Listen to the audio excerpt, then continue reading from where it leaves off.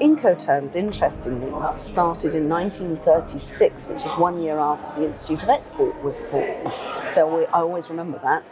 And Incoterms is a really important part of a contract. They're not a contract, but what they do is they give businesses around the world guidelines and an understanding of what they've committed to in terms of risks, obligations and costs. So who's paying for what, where does the risk pass in the goods, and what obligations do you have as a buyer and as a seller.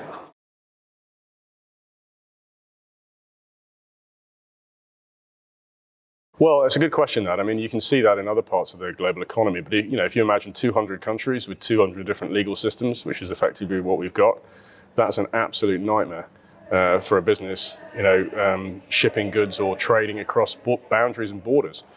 So the more commonality you can have, one set of rules, everyone following the same sort of common framework, then obviously that makes life an awful lot easier. We understand what we mean by costs and risks and where and who's carrying those responsibilities.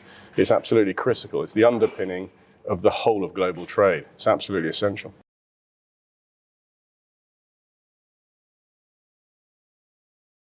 I think the best way of working with Incoterms is to make sure that they form part of your contract, that you make reference to them, and when you're quoting, you're very clear on what you're quoting to.